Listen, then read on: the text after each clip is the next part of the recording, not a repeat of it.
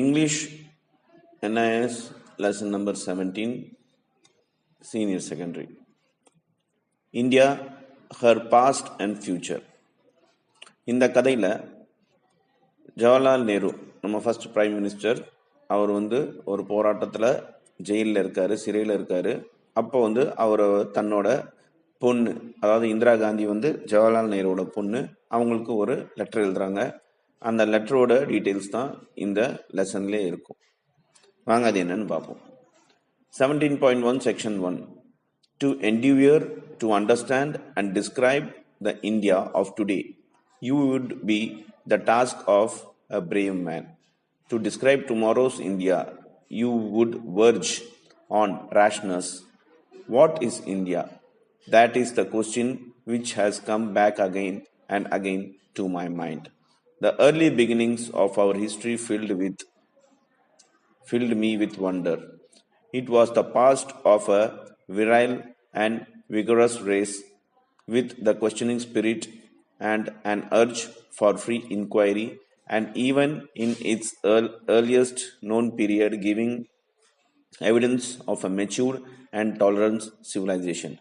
Accepting life and its joys and burdens, it was ever searching for the ultimate and the universal. Gradually, deterioration set in. Thought lost its freshness and became stale, and vitality and exuberance of youth gave place to crabbed age.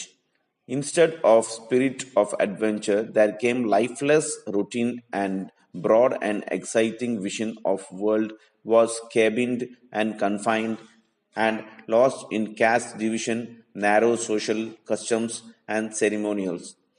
Even so, India was vital enough to observe the mass of people that flowed into her mighty ocean of humanity, and she never quite forgot the thought that had stirred in the days of her youthful vigor. Subsequently, India was powerfully influenced by the coming of Islam and Muslim invasions. Western colonial powers followed, bringing a new type of domination and new colonialism, and at the same time, the impact of the fresh ideas and the industrial civilization that was growing up in Europe. This period culminated after a long struggle in independence, and now we face the future with all this burden of the past upon us, and the confused dreams and steering of future that was seek to build. Right. இப்போ இந்த first செக்ஷனில் என்ன சொல்கிறாருன்னா, நம்ம இந்தியாவை பற்றி அவர் தன்னோட பொண்ணுக்கிட்ட சொல்கிறாரு. நம்ம இந்தியா நினைக்கும் போது மறுபடியும் எனக்கு ஒரு ஞாபகம் வருது, நம்ம இந்தியா எதிர்காலத்தில் என்னவா இருக்க போகுது அப்படிங்கிற ஒரு நினைப்பு இவருக்கு வந்துட்டே இருக்கு அப்படின்னு சொல்கிறாரு.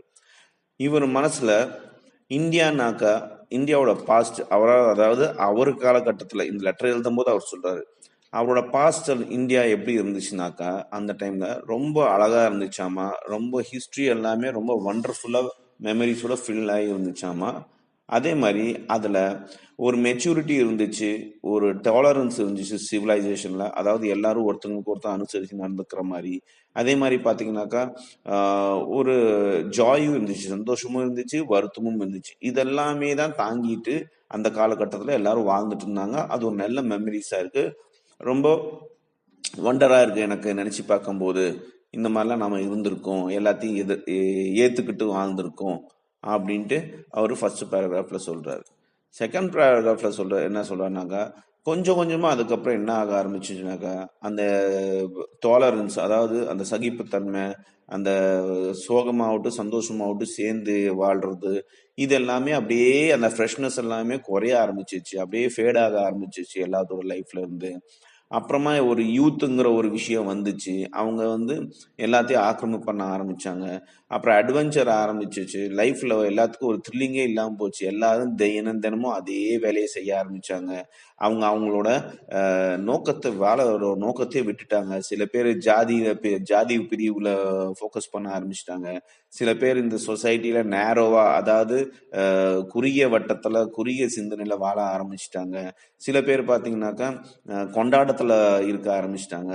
ஸோ இந்த மாதிரிலாம் பார்க்கும்போது எனக்கு வந்து என்ன இந்த எதிர்காலம் இந்தியா எப்படி இருக்க போகுதுங்கிறது ஒரு வருத்தமும் இருக்கு, ஒரு பயமும் இருக்கு, சிந்தனையாவும் இருக்கு அப்படின்னு சொல்றாங்க. ஏன்னா நம்ம நாட்டில் பார்த்தீங்கன்னாக்கா பாப்புலேஷனுக்கு கம்மியே கிடையாது. ஓஷன் ஆஃப் ஹியூமனிட்டின்னு சொல்லுவாங்க. ஸோ உலகத்தில் இந்தியா தான் இன்னைக்கு பாப்புலேஷனாக டாப் லெவலில் இன்னைக்கு டேட்டில் வந்திருக்கு. ஸோ அப்படி இருக்கும்போது இங்கே நிறைய இளைஞர்கள் இருக்காங்க. இந்த இளைஞர்கள் வந்து என்ன நோக்கத்தில் இருக்காங்கங்கிறது எல்லாமே அவர் அப்பயே யோசிச்சு வருத்தப்பட்டு இருந்தாரு, சிந்திச்சுட்டு இருந்தாருங்கிறத சொல்றாரு. அதோட 3வது பேராகிராஃப்ல என்ன சொல்றாங்கனாக்கா, இந்தியா வந்து ஆரம்ப காலத்துல இஸ்லாமியர்கள் வந்து நிறைய பேர் முகலாயர்கள், அதாவது முகலாயர்கள் வந்து நிறைய பேர் வந்து நம்மளை ஆண்டுட்டு போனாங்க, கொள்ளடிச்சிட்டு போனாங்க. அதுக்கப்புறம் இப்போ போர்ச்சுகீஸ்காரங்க வந்தாங்க, பிரெஞ்சுக்காரங்க வந்தாங்க, அப்புறம் பிரிட்டிஷ்காரங்க வந்தாங்க. இந்த மாதிரி ஒவ்வொருத்தங்களா வந்து நம்மளை வந்து காலனிசம் பண்ணிட்டு இப்போ புது புது காலனிசம் பண்ணிட்டு போனாங்க. அப்படி இருக்கும்போது ஒரு காலகட்டத்தில் ஒரு ஃப்ரெஷ் ஐடியா வந்துச்சு. கடைசியில் இதெல்லாம் முடிஞ்ச வாட்டி யூரோப்பில் வந்து இது நம்ம இண்டஸ்ட்ரியல் சிவிலைசேஷன் அதிகமாக வளர ஆரம்பிச்சிச்சு. அதாவது இண்டஸ்ட்ரீஸ், ஃபேக்ட்ரிஸ் இது எல்லாமே. இந்த மோகம் வந்து இந்தியாவுக்கும் வந்துச்சு. இந்தியா அதை ஃபாலோ பண்ணிச்சு. பெரிய போராட்டத்துக்கு அப்புறம் நம்ம வந்து சுதந்திரம் வாங்கினோம். சுதந்திரம் வாங்கி முடிச்சுட்டு இப்போ ஒரு கன்ஃபியூஸ்டான ஒரு சுச்சுவேஷன்ல இந்தியாவோட எதிர்காலம் இருக்கு. அதை நினைச்சு தான் நான் வந்து ரொம்ப ஏங்கிட்டு இருக்கேன், வருத்தப்படுறேன், பயப்படுறேங்க மாதிரி சொல்றாரு. எதிர்கால இந்தியா எதை நோக்கி போயிட்டு இருக்கு, எதை இவங்க பில்டு பண்ண போறாங்க அப்படிங்கிற மாதிரி இந்த 3வது பேராகிராஃப்லையும் முடிக்கிறாரு. அதாவது செக்ஷன் 1ல இருக்க 3வது பேராகிராஃப்ல. இப்ப section 7.2, that is 17.2 section 2. So இந்த இடத்துல என்னன்னாக்கா இன்னைக்கு நாம கன்ஃபியூஸாக இருக்கிறோம். நாம் வந்து வெஸ்ட் சைடோட கல்ச்சர், அதாவது வெஸ்டர்ன் கல்ச்சர் வந்து நாம் லீடு பண்ணிட்டு இருக்கோம். நம்மளோட பாஸ்ட்டை வந்து நம்ம மறந்துட்டோம். இந்த மாதிரி எல்லாமே அவர் வருத்தப்பட்டு நம்மளோட நாட்டோட, நம்ம நாட்டு பார்த்தீங்கன்னாக்கா அதோட க்ளோரி, அதாவது அதோட தனித்தன்மை, அதோட பெருமை, இதெல்லாமே நம்ம அதை காப்பாற்றணும். அதே ஆட்டம் அது ஒரு காந்தி ஒரு கரெக்டான வழி காட்டியிருக்காரு அப்படின்ட்டு இன்ட்ரடக்ஷனாக நேரு ஆரம்பிக்கிறாரு. வாங்க இந்த டாபிக்ல என்ன இருக்குன்னு பார்ப்போம். இந்த tumult of and confusion of our time, we standing facing both ways, forward and future, and backward to the past, being pulled in both directions.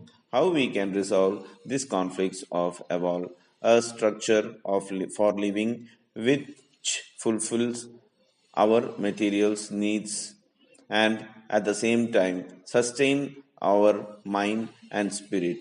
What new ideals or old ideals varied at adapted to the new world can we replace before our people, and how can we galvanize the people into wakeful and action?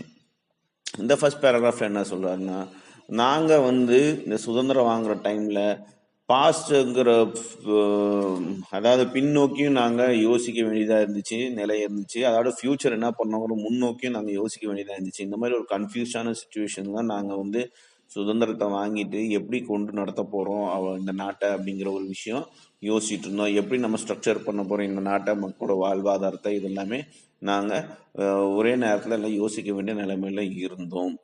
அதே மாதிரி ஒரு புது உலகத்தை வந்து நாங்கள் adapt பண்ண வேண்டியதாக இருந்துச்சு. இந்தியா வந்து சுதந்திரத்துக்கு அப்புறம் ஒரு புது உலகத்தை அடாப்ட் பண்ண வேண்டியதாக இருந்துச்சு. இது மக்களுக்கும் நம்ம புரிய வைக்க வேண்டியதாக இருந்துச்சு. இத்தனை விஷயங்கள் கன்ஃபியூஷன்லயே இருந்தது அப்படின்னு சொல்றாரு. Change is essential, but continuity is also necessary. Their future has to be built on a foundation laid in the past and in present. To deny the past and break with it completely is to uproot ourselves and sapless. Dry up, it was the virtue of Gandhiji to keep his feet firmly planted in the rich tradition of our race and our soil, and at the same time the function of revolutionary flame. Above all, he laid stress on truth and peaceful means. Thus, he built on old foundation and at the same time oriented the structure towards the future.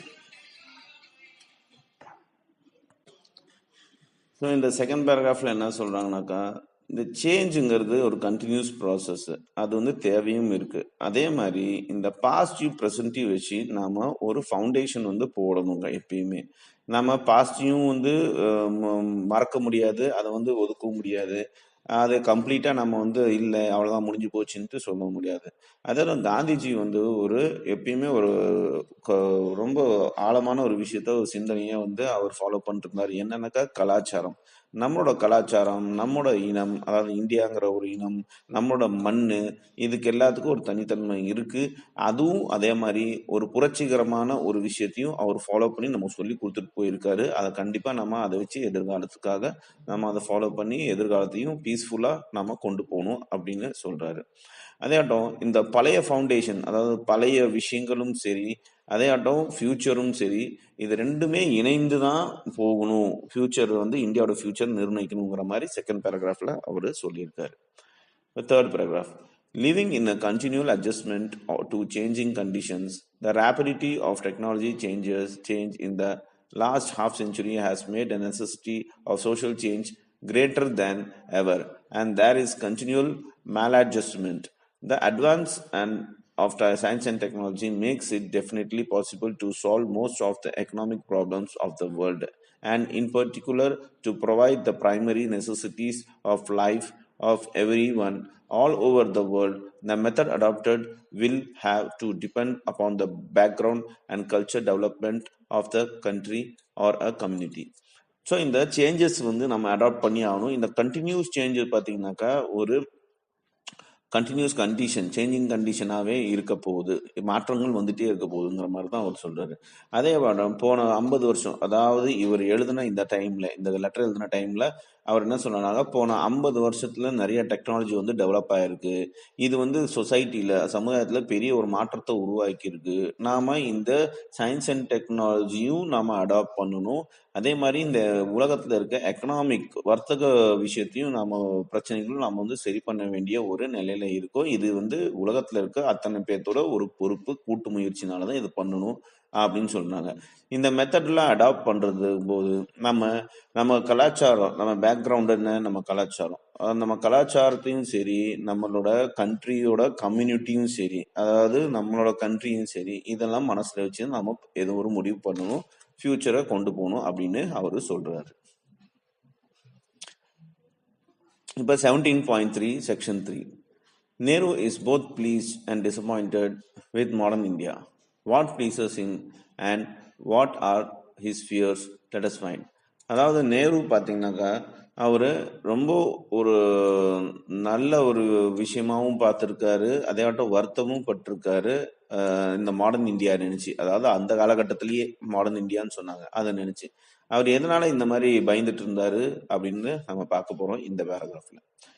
India today presents a very mixed picture of hope and anguish and remarkable advance, and at the same time of integrity, of a new spirit, and also the death hand of the past and the privileges, of an overall and growing unity and many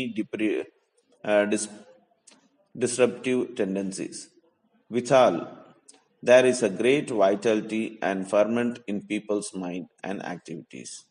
It is remarkable things that a country and a people rooted in the remote past, who have shown so much resistance to change in the past, should now be marching forward rapidly and with resolved steps.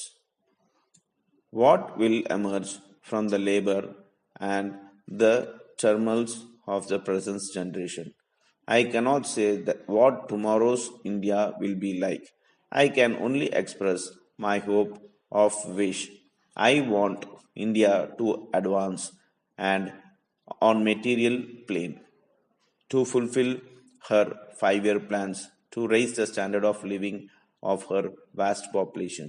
I want the narrow conflicts of today, it in the name of religion or caste, language or province to cease, and a classless and casteless society to be built up where every individual has full opportunity to grow according to his worth and ability. In particular, I hope that the curse of caste will be ended, for there is neither democracy nor socialism on the basic caste. சரி, இந்த section 3ல என்ன சொல்றாருன்னா, அவரு India நினைச்சு கொஞ்சம் வருத்தப்பட்டு இருக்காரு. என்ன வருத்தப்பட்டு இருக்காருனாக்கா, நாம இன்னைக்கு இந்தியா ஒரு மிக்சடு பிக்சர்ஸ்ல இருக்கு அப்படின்னு அவர் சொல்றாரு. அப்பவே மிக்சட்னாக்கா கலாச்சாரமும் இருக்கு, மாடர்னும் இருக்கு, டெக்னாலஜி இருக்கு. ஸோ இந்த மாதிரி ஒரு மிக்சடா இருக்கு. இதுல புது புது ஐடியாஸ் வருது, புது புது விஷயங்கள் எல்லாமே உள்ள வருது. இது பாத்தீங்கன்னாக்கா மக்களோட மனசை அப்படியே கொஞ்சம் கொஞ்சமா வேற ஆக்டிவிட்டிஸ்க்கு மாத்துற மாதிரி இருக்கு அப்படிங்கிறாரு. இனி நம்ம கண்ட்ரி பாத்தீங்கன்னாக்கா ஏற்கனவே அடிக்கடி சொல்ற மாதிரி கலாச்சாரத்துல தான் ஊறி வாழ்ந்துட்டு இருக்கு. அப்படி இருக்கும்போது இந்த கலாச்சாரம் எதிர்காலத்துல கெடாம அப்படியே அது கன்னியூ ஆகணுங்கிற மாதிரி அவர் சொல்றாரு. அதே மாதிரி இப்போ இந்த ஜென்ரேஷன்ல, அதாவது அப்பயே சொல்லும்போது அந்த ஜென்ரேஷன்ல பாத்தீங்கன்னாக்கா அவர் எதிர்கால இந்தியாவை எந்த மாதிரி பார்க்கணும்னு நினைக்கிறாருனாக்கா ஒரு ஆரோக்கியமான இந்தியா, அதே ஆட்டம் இந்த 5 இயர் பிளான் 5 ஆண்டு திட்டத்தை கரெக்டா நிறைவேற்றி அதுல பாத்தீங்கன்னாக்கா எல்லா மக்களோட இந்தியாவில் வாழ்ற எல்லா மக்களோட வாழ்வாதாரத்தை மேம்படுத்துறதுக்காக, தட் இஸ் அவங்க லிவிங் ஸ்டாண்டர்ட் ஆஃப் லிவிங், நிறைய நல்ல வருமானம், இந்த வருமான கோட்டில் யாரும் இருக்கக்கூடாது, இந்த ஜாதி கீதி எல்லாம் யாரும் பேசக்கூடாது, இந்த மதம் சண்டை எல்லாம் இருக்கக்கூடாது, இந்த பார்டர் விஷயம், இது என்னோட நாடு, இது என்னோட ஸ்டேட்டு, நான் கர்நாடகாக்காரன், நான் தமிழ்நாடுக்காரன், நான் கேரளாக்காரன், இந்த மாதிரி எல்லாமே, நான் பாம்பேக்காரன், நான் குஜராத்காரன், இந்த மாதிரி எல்லாமே சண்டை போடாம, இந்த பார்டர் சண்டைலாம் இல்லாம பாத்தீங்கன்னாக்கா நல்ல ஒரு ஒற்றுமையா, இந்த மதமே இல்லாத ஒரு மதமும் சரி இனமும் சரி, இந்த பிரிவினை, ஒரே வார்த்தை சொன்னா இந்த பிரிவினை இல்லாத ஒரு சொசைட்டியா மாறணும் நம்ம இந்தியா அப்படின்ட்டு இவர் நினைச்சாரு. இதை நினைச்சுதான் இவரு வருத்தப்பட்டுட்டு இருந்தாரு அப்படின்னு சொல்றாங்க. ஓகே, கீழே இன்டெக்ஸ் கொஸ்டின்ஸ் எல்லாம் கொடுத்துருக்காங்க. அதுல பாசிட்டிவ் ட்ரெண்ட்ஸ் என்ன, நெகட்டிவ் ட்ரெண்ட்ஸ் என்ன அப்படின்ட்டு இந்த பேராகிராஃப்ல இருந்து அவங்க கேட்டிருக்காங்க. அப்புறம் கொஸ்டின் ஆன்சர்ஸ் எல்லாம் கேட்டிருக்காங்க. கீழே கிராமர் செக்ஷன் இருக்கு. இந்த கிராமர் செக்ஷன்ல பாத்தீங்கன்னாக்கா உங்களுக்கு ஆப்போசிட் வேர்ட்ஸ் எல்லாம் வருது. எக்ஸசைஸ் 1, 2, 3. அப்புறம் கிராமர் பார்ட் எல்லாமே ரொம்ப ஈஸியா தான் இருக்கும் உங்களுக்கு. அப்புறம் லெட்டர்ஸ் ரைட்ல பாத்தீங்கன்னாக்கா உங்களுக்கு மேக் இங் அ சம்மரி, ஒரு சம்மரியை நீங்க உருவாக்கணும் உங்களை ஓன் வேர்ட்ஸ்ல. வாட் இஸ் சம்மரி, சம்மரினா என்னன்னு சொல்லியிருக்காங்க. இதெல்லாம் நீங்க ஈஸியா நீங்க படிச்சு பார்த்துக்கலாம். அதுல ஏதாவது டவுட் இருந்தா கேளுங்க, நான் அதுக்குன்னு ஒரு தனியா வீடியோ வேணா போடுறேன் நான். அப்புறம் சம்மரி அதே மாதிரி latest talk, check your answer, இது ஆஸ் யூஷுவல் எல்லாமே இருக்கு. ஸோ இதுதான் ஸ்டூடெண்ட்ஸ் நீங்க கேட்டீங்க, அதனால இந்த இது நான் போட்டிருக்கேன் இந்த வீடியோ. வேற ஏதாவது வீடியோஸ் வேணாலும் கேளுங்க, நான் உங்களுக்கு போட்டிருக்கேன். டைம் இருக்கும்போது. All the best.